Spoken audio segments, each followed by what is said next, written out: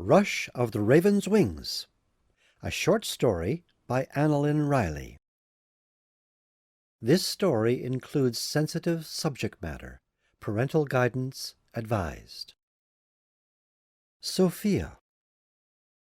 A smile is etched on the 12-year-old's face as she plucks out a string of notes on her Casio keyboard propped up on her disheveled bed. The child's mother appears at the door, spirits in one hand, cigarette in the other. Her maternal glare disturbs the child, who notices the male hand groping her mother's puffy body from behind. The child, Sophia, quietly wraps the keyboard in the tatty quilt that swaddled her as a newborn. She hears her mother's footsteps trundling unevenly behind the man's hefty stride as they enter the next bedroom. The child lifts a dirty blanket, lazily draping her hiding place under the bed. She slides the cocooned instrument out of sight. Rhythmic bumps drum the bedroom wall from the other side as Sophia slips her slender form out of her room and through the back door leading outside to freedom. Raven watches Sophia in the school playground. Sand littered with chewed plastic drinking straws, snuff spit, broken bits of glass, and gum filters through her willowy fingers, landing sifted into its own clean mound. The ebony bird eyes the hooded-clad males shooting hoops nearby. The child is oblivious to the repetitive thumps of the ball smacking the concrete pad, to the jeers and sneers of the players, to the clang of metal as the ball slides through the torn basket. Daylight merges with dusk. Bidding farewell to the gentle mounds of strained sand, Sophia walks homeward past the giddy stream that skirts the tired forest, scraping her exposed leg on nearby brush. The child pauses, inspecting the wound. Raven shrieks, but his warning goes unheard as he bears witness to Twilight's evil descent upon the child, smothering her mouth from any cry, wrenching her neck and twisting her spine, hurling her to the ground. The child's innocent body is banged into the damp forest bed of dying leaves and debris. The sadist viciously shatters the virgin child as her eyes call out to the perched ebony messenger before succumbing to shocked stupor. Raven lunges off his perch with piercing shrills that puncture the assailant's trance, freeing the child from his malevolent grip. The deviant leaves the bed of dreadfulness, racing into the treed hollow. Raven whips his massive wings, swooping near the child's still head. The wind from the messenger's wings wafts across Sophia's tear-stained, bruised face, infusing the child with divine breath. Her brown eyes open to meet the large bird perched on the ground close by. Raven watches. Sophia fumbles, tugging at her dress to cover her violated pelvis and thighs, smearing chaste blood with the chintz. The frayed child instinctively rises to her feet. She ambles home, dazed, forever scarred. The ebony messenger gathers up the ribbon that once bound the child's hair, now left behind in the forest's desecrated, leaf-strewn bed. As days pass, Sophia's strangled voice falls deaf on uncaring ears. Fated to endure her tragedy alone, melancholy befriends her, soothing her with intoxicating sips of strong spirits while seizing her mind with toxic substances. One season percolates into another as Raven sees anger infect the child, now teen. Sophia's soul is isolated while her body is ganged with friends and venoms. The teen child and her mates meander across the playground, following the well-worn path they've walked so many times on other nights like this one. Warped neurons mold their giggles and laughter. They pass by the school, just as they have hundreds of times before. Sophia pauses, observing Raven sitting under a classroom window. He disappears. Strains of piano music greet the girl's ears. Sophia leaves her friends to peek in the window. A woman's agile hands fly freely over white and black ivory keys. Mind bent, Sophia's soul responds to the beauty of the sounds. Tears well in her eyes.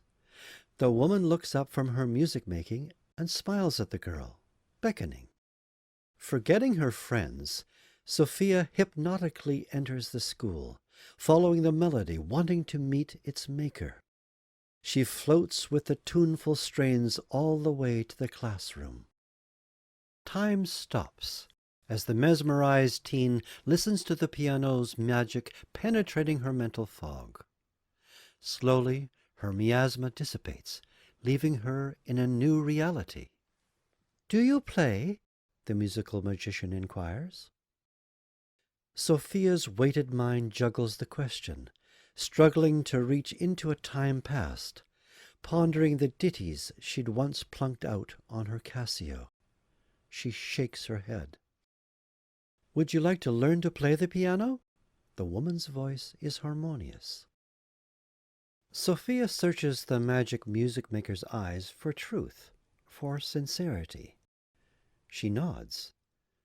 "Come tomorrow, after school." The music maker resumes playing. Sophia walks away, feeling the music ripple through her layers of clothes to caress her skin, her soul. Her thoughts swim impatiently, nervously, around the woman's offer to teach her how to play. Sophia slides in the back entrance of the noisy house, quickly locking her bedroom door behind her. Her stomach growls hunger. The girl ignores the cue.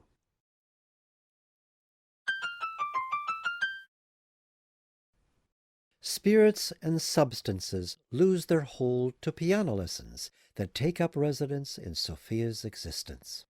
The season barely changes when the music maker invites Sophia to perform a piece by Mozart at an upcoming school event. That day arrives.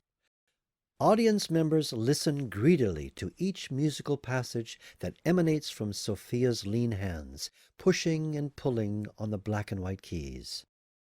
The gentle sensation of her newfound success swells within as Sophia agrees to enter a music festival, which, in due course, she wins. Her soul thrills at the prize, to give a public recital on a grand piano in the university's formal music hall in a nearby city. Sophia slips into the silky blue dress that Auntie had ordered from Sears. A friend styles the girl's long black hair into twists and braids, decorated with glittery plastic clips purchased at a local discount store. Auntie and the friend find a place to sit in the recital hall. Sophia approaches the piano on stage. She sits at the grand keyboard while her eyes search the audience for her music mentor. She eventually spies the magic music maker sitting in the middle row, aisle seat. Elated, Sophia's fingers begin to soar through the glorious music written by the masters. Applause fills the hall. The audience honors the deserving young pianist with a standing ovation. Sophia is congratulated by concert-goers as she makes her way down the aisle to where her music tutor had been sitting. The girl finds the chair. The music maker is gone. There, a copy of the recital program sits along with Sophia's hair ribbon, the same ribbon from that tragic night of innocence lost. Bewildered, Sophia grabs the ribbon and rushes past the well-wishers, pouncing onto the university's groomed lawns outside the recital hall. The teen's heart hammers against her ribs as her eyes scout the grounds for her beloved mentor. Panicked, she runs towards the parking lot. The heels of Sophia's shoes clink to a stop. There before her is Raven, perched on the limestone pathway. Coal black eyes salute the girl before his ascent into the night. The rush of air from the raven's wings stirs her soul. Her breath catches. Her fingers wrap themselves tightly around the ribbon. Sophia smiles.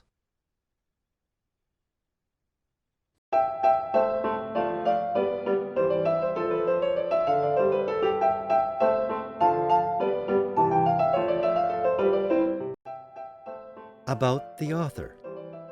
Analynn Riley enjoys writing for readers of all ages, with a special interest in those with English as their second language. An educator who loves learning, Analynn brings to her stories a touch of history, art, music, and life values. Analynn lives in a century-old house on the Canadian prairies, where she deeply appreciates life with her family. Analynn holds a doctorate degree in the arts. Visit www.analynnriley.com.